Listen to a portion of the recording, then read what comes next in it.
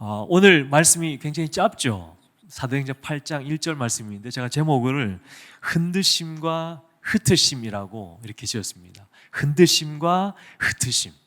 흔드심과 흩으심. 다른 말로 좀 표현하면 우리는 지금 어떤 시대에 살고 있는가? 우리는 지금 어떤 시대에 살고 있는가? 길, 진리, 생명 요즘 그 특세 시간에 그저께인가요? 목사님께서 요즘 어떤 세상에 살고 계십니까? 드라마 속에서 살고 계십니까? 아니면 말씀 속에서 살고 있습니까? 라고 이렇게 좀 도전을 주셨는데 우리는 어떤 시대에 살고 있는가? 우리가 살고 있는 이 시대를 모르면 잘못된 길로 갈 수 있습니다. 우리가 살고 있는 이 때를 알지 못하면 철이 덜 들어서 아주 이상한 행동들을 많이 해요. 그리고 우리가 살고 있는 이 시대, 이 상황에 대해서 잘 모르면 갑분싸합니다. 갑분싸. 갑분싸가 뭔지 아시죠? 한국에서 배운 말이에요. 아세요? 이런 분위기.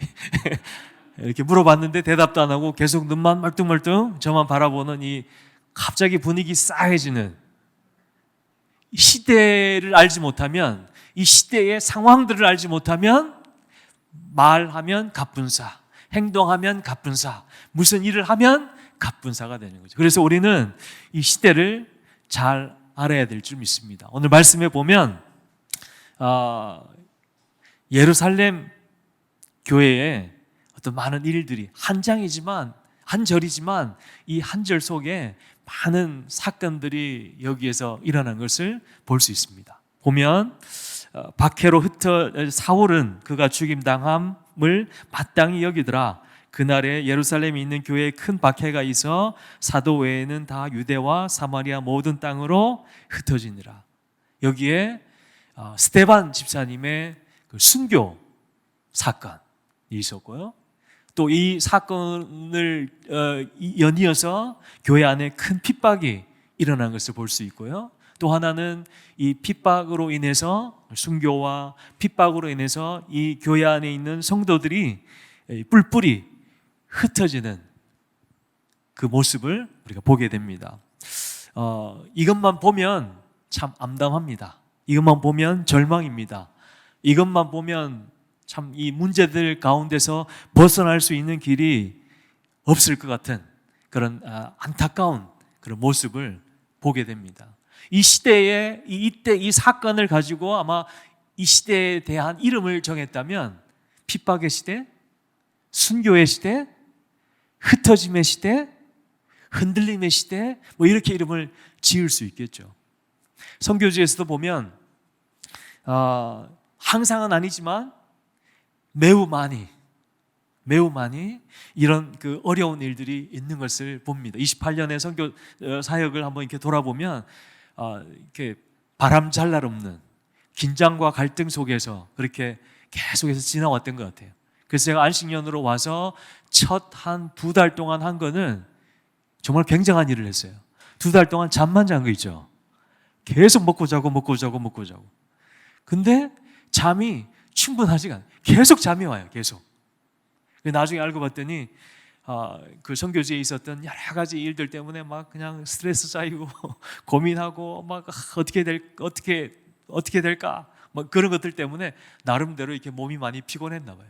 그래서 와서 계속해서 잠을 잤던 기억을 합니다. 그래서 선교지에서 보면 이 예루살렘 교회에 일어났던 것처럼 이해되지 않는 상황들, 또 막 하나님께 이렇게 이렇게 대들고 싶은, 왜 이런 일이 있습니까?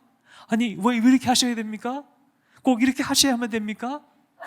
도대체 뭐 이런 이 질문들, 이런 막 울부짖음이 막 생길 수 있는, 저희 교회에 그 한 날은 주일 예배에 갔더니 우리 교회 문 앞에 경고장이 붙었어요.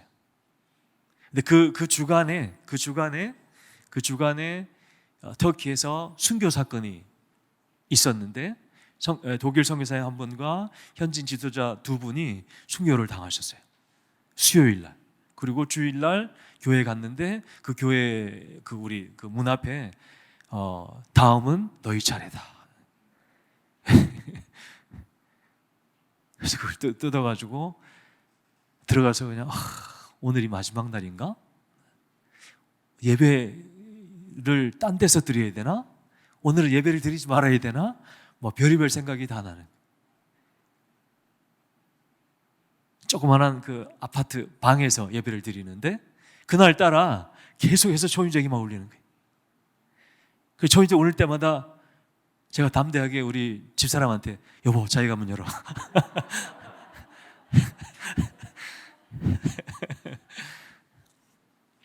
근데 돌아보면 그때가 저희 교회의 어떤 변화의 시작이었어요. 그 사람들이 알았는지 모르지만 그 사건이 있었는지 어떻게 알았는지 모르지만 그날 사람들이 참 많이 왔어요. 그걸 보면서 와, 이 어려움 가운데서도 하나님께서 역사하시는구나, 하나님께서 사람들을 보내주시는구나 라는 것들을 또 경험하게 됐어요. 또 우리 교회 안에 한 자매님이 계시는데 이 자매님은 예수님을 믿는 것 때문에 그 남편이 알게 됐어요. 남편이 알게 돼서 그 남편이 한날은 이제 앉혀놓고 내가 조용히 얘기할 테니까 한번 잘 듣고 결정하라고. 교회를 계속 나가면 내가 당신과 이혼할 거고 교회를 안 나가고 집에 있겠다고 하면 내가 당신하고 같이 살겠다고 결정하라고. 여러분 같으면 어떤 조언을 해주고 싶으세요?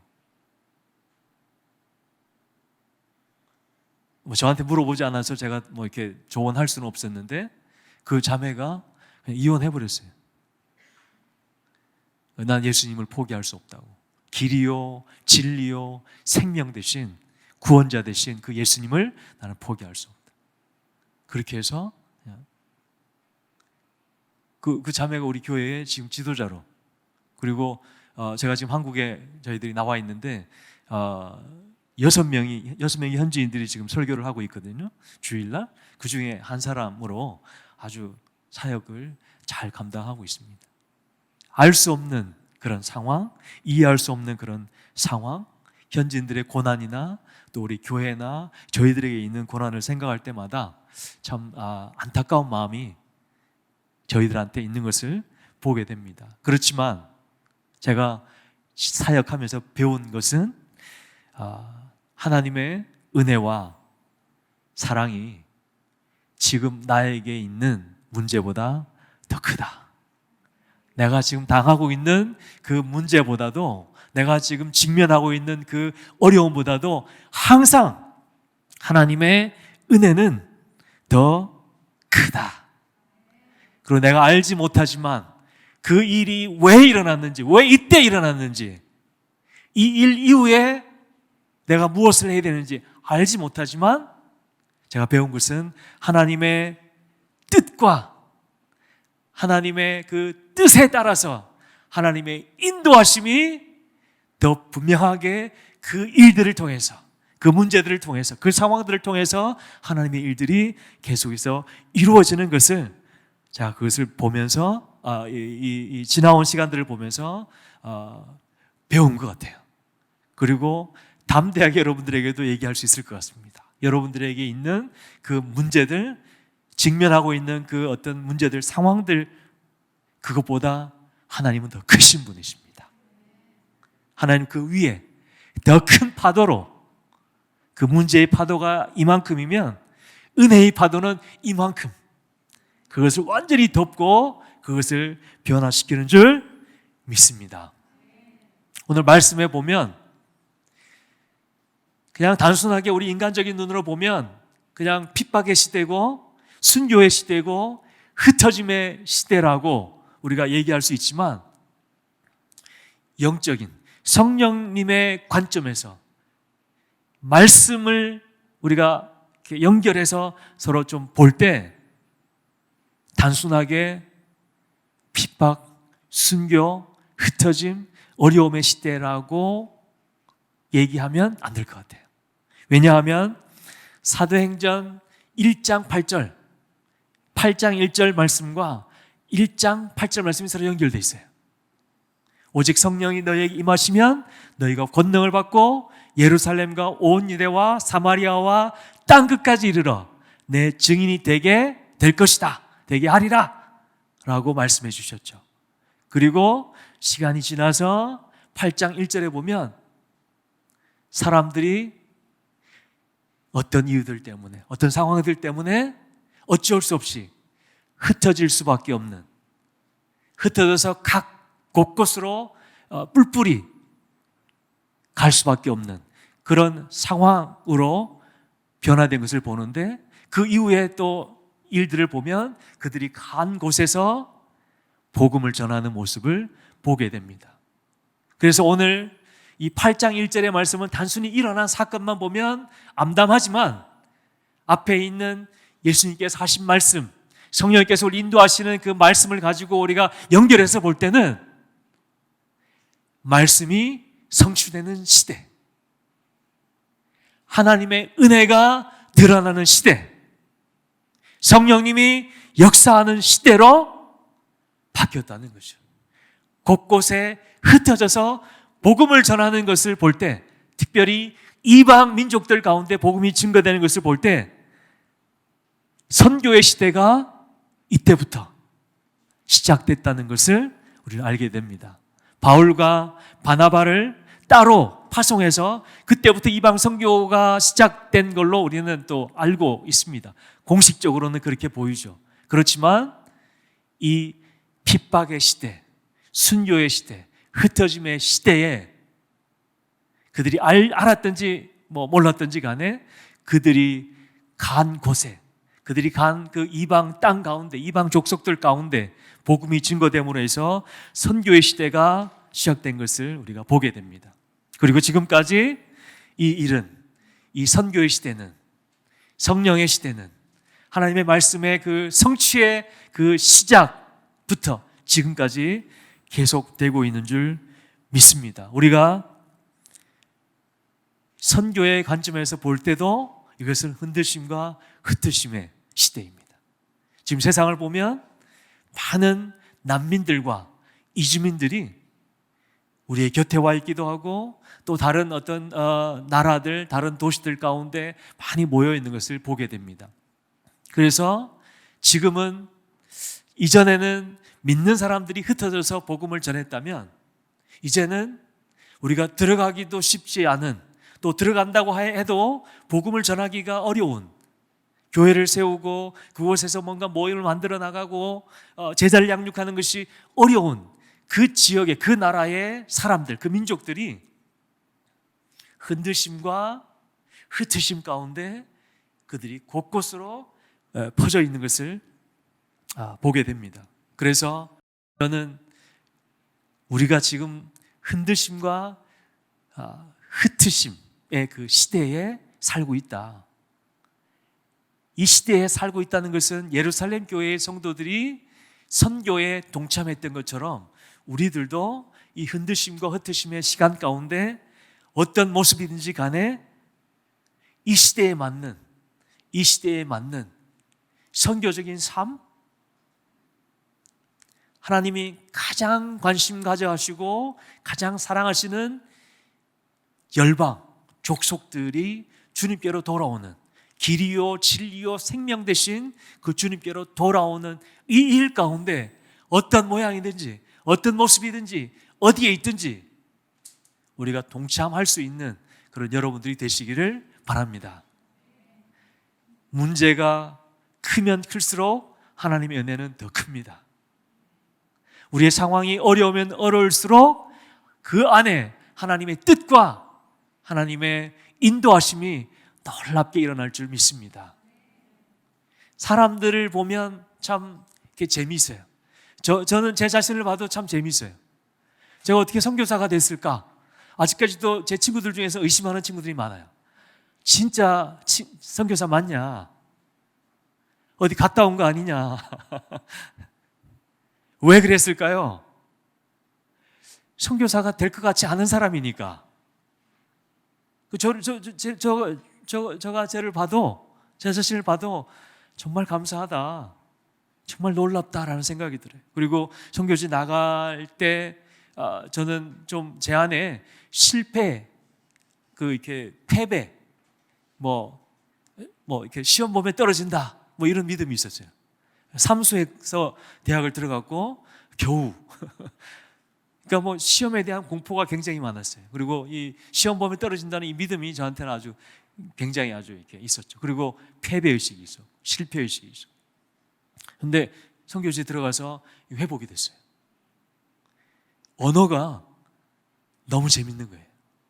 또 쉽고 한국 사람들이 배우기에 너무 쉬운 우랄 알타이어 계통이라서 한 3개월 정도 이렇게 공부하니까 하고 싶은 말은 다 하겠더라고요. 6개월 정도 지나니까 설교 한번 해볼 만 하겠는데 설교도 한번 하고, 물론 다 외워서 있지만. 그리고 제가 들어갔을 때 대학원 학생으로 들어갔어요. 걸맞지 않게 공부 싫어하는데, 왜냐하면 선교사의 신분이나 목사의 신분으로 거기 들어갈 수가 없으니까 학생의 신분으로 들어갔고, 대학원 학생으로 들어갔는데 역사학과. 근데 놀라운 사실은 제가 들어갈 때부터 졸업할 때까지 1등을 한 거 아세요? 매 학기마다 제가 1등 했다는 얘기를 듣고 회복이 그전에는 실패했는데 1등, 1등, 1등, 난 원래부터 그래. 1등, 거의 졸업할 때쯤 제가 알게 된 사실은, 그때는 벌써 이 실패, 패배 이런 것들이 다 사라졌죠. 그래서 이제는 이 자신감으로 아주 충만. 나는 이제 시험 보면 무조건 합격. 나는 공부하면 1등이다.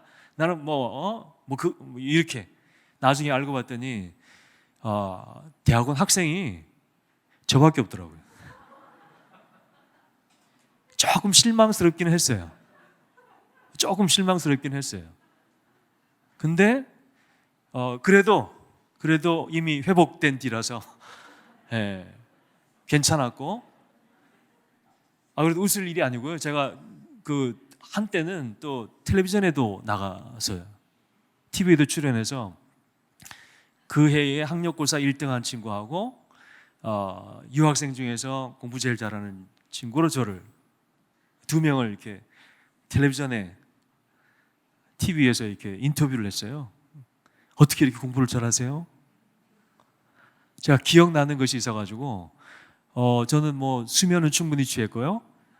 취미생활도 하고, 그다음 특별히 과외는 하지 않은 것 같아요. 학원 다니지 않고 예습 복습만 그냥 철저히 했는데 어떻게 이렇게 됐는지 모르겠어요.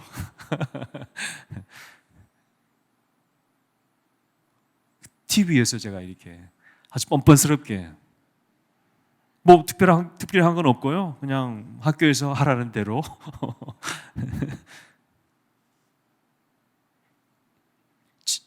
제 안에 회복이 이런저런 일. 한 번은 또 제가 가수로 텔레비전에 나간 거 아세요? 가수로? 혼자서 이렇게 사역지 있으면서 제가 참 이렇게 힘들 때마다 불렀던 찬양이 있는데, 예수의 이름으로 나는 일어서리라, 예수의 이름으로 나는 일어서리라, 주가 주신 힘으로 나는 일어서리라. 그 찬양을 그냥 열심히 했던 것 같아요. 기숙사에 살 때인데 싱글이었고, 그때가 동네 이렇게 사람들이, 학생들도 있었지만 난민들도 많이 살고 있었어요. 그 사람들이 와서 저희한테 좀 조용히 해라, 이렇게 밤늦게까지 이렇게 하면 어떡하냐. 근데 너무 마음이 힘드니까 알겠는데, 그렇게 하면 안 되는 거 알겠는데 찬양하다 보면 이렇게 점점 커지고 갑자기 울부짖음으로 변하면서 주가 주신 힘으로 이렇게. 그러면서 마음속에 이 동네 사람들이 신고하면 큰일인데, 신고하면 또 쫓겨날 수도 있는데, 이런 마음들이 있긴 했지만 너무 힘드니까 계속했죠. 근데 한 날 아니나 다를까 올게 오고야 말았습니다. 똑똑똑해서 이제 나가봤더니 동네 사람들하고 또 이렇게 모르는 분들이더라고요. 그래서 어떻게 왔냐고 했더니 신고했대요. 그래서 올 거에 왔구나. 근데 신고를 방송국에다 한 거예요. 한국에서 온 가수가 있는데 노래에 한이 맺혔다. 그러니까 노래 한번 하게 해주면 좋겠다. 그래서 그때 젊음의 행진 첫 번째 이렇게 시작하는 그 프로그램이 시작하는 그때 스페셜 게스트로 가서, 제가 이런 사람입니다. 선교를 생각하면 선교 너무 재밌다.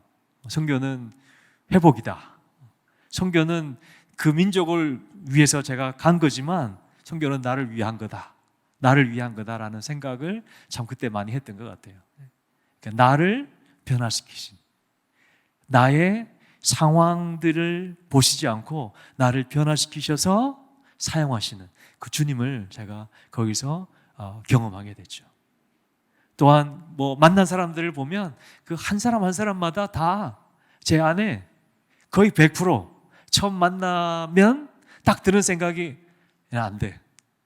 이런 생각. 시간이 좀 지나면서 뭔가 좀 변화되겠지. 이 사람은 안 돼. 이 사람은 변화되지 않을 거야. 나만 완전히 그냥 너무 힘들게 있다가 나만 아주 골탕 먹을 것 같아. 아무런 소득도 없이. 이런 사람들이 변화된 것을 봐요. 제 언어 선생님이었던 한 형제님은 장님이었어요. 언어 선생님이었는데 공부를 하는데 공부를 할 수가 없죠. 뭘 보여야 이게 뭡니까? 라고 하면 이게 서로 뭔가 좀 대화가 될 텐데 어떻게 할 수가 없어요. 그래서 제 마음속에 든 생각은 그냥 빨리 잘라야 되겠다. 빨리 그만두고 딴 사람 찾아야 되겠다. 근데 하나님께서 계속 하라는 마음을 주셔서 어쩔 수 없이 계속 하는 가운데 어떻게 하는 방법이 없으니까 제가 요한복음을 그냥 읽어주기 시작했어요. 만날 때마다 한 장씩 그냥 읽어주기 시작했어요. 근데 1장, 2장, 3장, 4장 이렇게 넘어가면서 한 날 자기가 꿈을 꿨는데 꿈에 예수님을 만났다는 거예요. 근데 그 예수님이 처음에는 누군지 모르니까 당신 누구십니까? 내가 그 성경의 주인공이다. 그 성경 가운데 나오는 그 예수다. 그래서 이 장님쌤이 깜짝 놀랐죠. 그리고 왜 찾아오셨습니까? 그랬더니 내가 너 눈을 뜨게 해주겠다고. 어떻게 내가 눈을 뜰 수 있냐고. 나를 믿으면 내 눈을 뜨게 해주겠다고. 꿈에 그걸 봤다는 거예요. 그래서 그 수업하러 왔을 때 저한테 그 꿈 얘기를 해주는 거예요. 제 마음속에 든 생각이 이제 한 건 하는구나. 이거 다 됐구나 이제. 어떻게 이런 일이. 그래서 제가 이제 손을 그 눈에다가 대고 열심히 기도했죠. 예수 이름을 명한다. 너는 띄어질지어다. 너는 띄어질지어다. 그렇게 막 기도하고 예수님 이름으로 기쁨으로 제가 예수님 이름으로 기도합니다. 아멘 하고 눈을 떴어요. 그리고 딱 봤더니 그냥 그대로. 그래서 이게 좀 약한가? 다시 또 막 기도했어요. 그 다음 날도 또 하고 한 달 정도 그렇게 계속 했는데 변화가 없더라고요. 그래서 그 다음에는 기도도 못했어요. 근데 또 이렇게 한 몇 주가 지난 뒤에 이 장님 선생님, 저보다 나이가 더 어려요. 이 형제가, 이 친구가 또 꿈을 꿨는데 그 꿈에서 자기 눈이 뜨여졌다는 거예요. 자기 눈은 지금 계속 소경인데 자기 눈이 뜨여졌다는 거예요. 그리고 이 친구가 엄청난 고백을 해요. 나는 이제 소경이 아닙니다. 나는 이제 예수님 만나고 예수님의 그 빛으로, 예수님의 그 진리로, 생명으로 나는 이제 세상을 볼 수 있습니다. 그래서 이 친구가 작사 작곡한 곡이 있는데 그 곡 속에 보면 나는 이제 세상을 바라봅니다. 예수님의 눈으로 나는 이제 세상을 보게 됐습니다. 나는 이제 소경이 아닙니다. 예수님 감사합니다. 뭐 이런 가사들이 있어요. 지금도 우리가 이렇게 찬양할 때 예배 가운데 이 찬양을 합니다. 그 친구를 처음 만났을 때는 아무것도 아니었는데 그냥 빨리 어떻게 끝내버리고 싶은 그런 친구였는데 이 친구가 변화된 거죠. 오늘 말씀과 너무나 좀 이렇게 좀 우리가 같이 생각해야 될 부분이라서 제가 좀 설명을 드렸습니다. 우리에게 있는 그 문제들이 우리의 눈으로 보면 빨리 그냥 끝내버리고 싶고 빨리 그냥 벗어나 버리고 싶고 뭔가 좀 이렇게 절망이고 안 될 것 같고 뭐 이런 상황들이지만 하나님께서 우리와 함께 하심으로 하나님의 그 은혜가 하나님의 그 이름이 하나님의 그 말씀의 능력이 그곳 가운데 있을 때 완전히 변화되는 그 사람으로 변화되게 하셔서 많은 사람들에게 길이요 진리요 생명 되신 예수가 증거되는 그 역사가 우리 가운데 있는 것을 또 기억해야 될 것입니다. 다시 한번 우리가 기억하십시다. 하나님의 은혜는 더 크다. 하나님의 은혜는 더 크다. 하나님의 뜻은 우리가 알지 못하지만 놀랍고 아주 놀라운 방법으로 인도하셔서 끝에는 하나님께서 이거였군요. 그전에는 왜 어떻게 지금 이렇게 라고 얘기했지만 그때가 되면 그렇군요. 이것 때문이군요. 와 놀랍다. 이런 은혜가 우리들 가운데 있을 줄 믿습니다. 아멘. 그래서 우리가 어떠한 방법이든지 어떠한 모습이든지 지금 이 흩어짐과 흔드심 가운데 이 시대 가운데 우리가 동참할 수 있는 그런 여러분들이 되시기를 바라겠습니다.